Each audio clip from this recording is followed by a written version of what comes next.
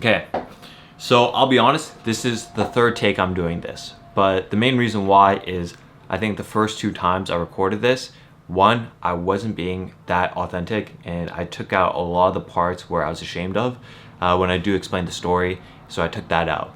But one, that's disingenuous, and also two, the second time I did it, there wasn't that really big of a point and any value, so I think this try is the try. So the main thing that I'm trying to portray to you and get you to realize is that being a boring person is your secret weapon if you're an entrepreneur, and you should really come to like grips with that and just be comfortable with being a boring person. And so I wanted to first start off by explaining how I came to this realization and what you could take away as a business owner or entrepreneur, or honestly anything really, because I think this lesson really applies to everybody. And so how I came to this realization is that when I was in high school, very stereotypically, there was a clique of popular people that did very stereotypical things that you would see on American TV shows, like smoking weed, drinking alcohol, and partying, and that, yeah, like just very stereotypical stuff, like very archetype stuff of popular kids.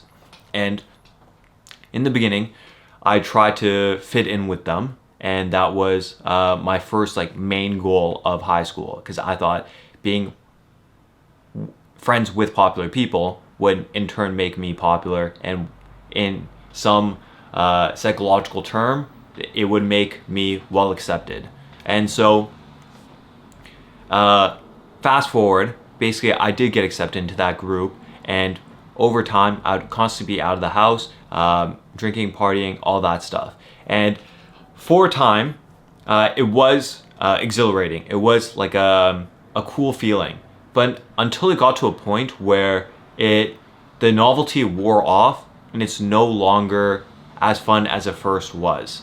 And so this is where my life takes like a turn, where I start being the boring person. And so I see online all the time about how people like say it's like they just have to say no. And I think saying no is one of the hardest things to learn, especially as a dude, because there's so many social scenes where as a dude, you're supposed to be like saying yes, to not like kill the social scene. So for example, like if a friend asks you to like go out and drink, you have to say yes. And it's very hard to say no.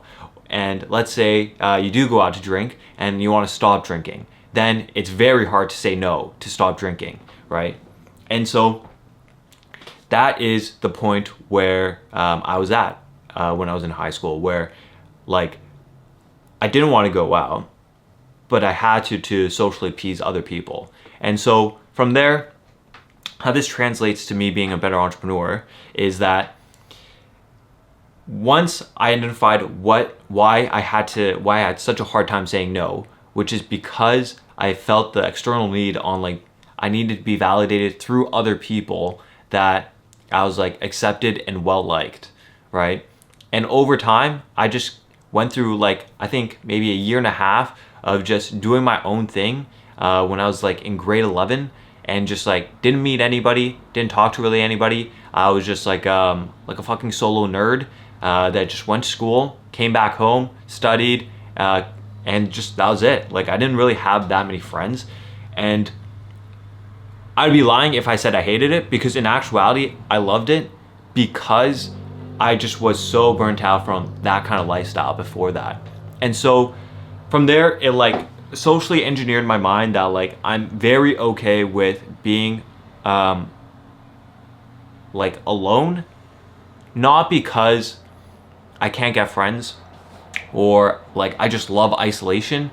I just love like solitude. I think that's like a good way to put it, where it's like it's not lonely by involuntary choice, it's by purposeful choice actually. And so from there, saying no is what made me like learn how to say no actually. Like it built up the barometer on like me figuring out if one opportunity is worth the the expense of myself, of being away with other people and not being by myself. So for example, I love being by myself at like, let's say 85%, right? Out of 100. And so if any opportunity arises, the only way I will say yes to that opportunity is if it's above 85. So if it's at 86 or above to 100, right? And that made my decision making so much easier and gave me so much more clarity on what I should be saying yes to, because every time I said yes, I knew it was so much more fruitful than what I was just doing by myself. And if I chose to be by myself and told people no because the opportunity was less than 85%, then I felt no FOMO, because I just knew that like what I was currently doing in that moment, whether it was like studying or just reading or just watching YouTube, like I knew that was way better than what else was out there. And so how does this translate into your business? It translates pretty directly. Like, build up your barometer so that you know which opportunities to execute on. Like whether that's a bit new business opportunity that comes around, or just your friends when you're in the trenches, like building up your business, just learning how to say no to them, essentially. Like, I think when I look back on my entire journey, like the first 1.5 years, roughly, maybe 2 years, I was completely alone. Like, my parents didn't know, they had no clue what I was doing. I didn't really talk to any of my friends. Luckily, at that time, a lot of my friends were traveling, so just not talking to them was so easy for me for those 2 years straight. And I think if it wasn't for my earlier experiences in high school and as well that time, I don't think I'd be in the position that I'm currently at, where I have some insight on what it's like to be an entrepreneur. And so if you're struggling right now on building your business, but also feeling some sort of FOMO where you don't want to be that boring guy, and you're like having issues like shedding that part of like who you were before, and you're in that transition phase, my recommendation to you is accept it, because I guarantee you, maybe it might not feel like it right now, but like in 1 or 2 years, being that boring person is like the cool thing to do. And I think my prediction is that's eventually what's going to happen. Like, maybe not with only just entrepreneurship, but just in general, where it's just the wave of content consumption, of where you just have to overdo yourself and only show your best parts.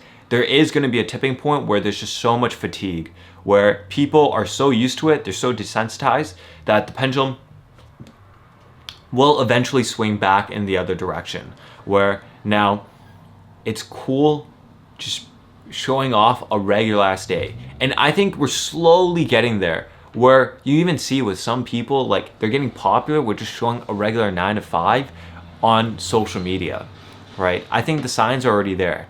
And so this is my sign, this is your sign, and my calling to you, that like, accept being boring. Like, just be okay with just sitting at your desk 10 hours a day and just grinding. Like, there is some sort of element that like just gives you joy. At least that's what it is for me. And if you need some like lasting impression that like you could remember this by, is you just gotta think of like life as like ongoing like autobiography, you know? Like, you don't want the story to be so linear. You want it to like have so many turns, twists, climaxes, you know, like trials, tribulations. Like, you don't want it to just be like from, okay, you started from here and now you just ended up here.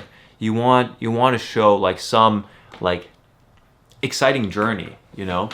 And so you're just in that exciting journey right now, but just exciting in your own way. And so I think I'm just going off on a tangent here, but just the main things are just embrace being boring and just say no to the things that you don't want to, because at the end of the day, it's what's cool to do. And that's what's going to give you the most purpose.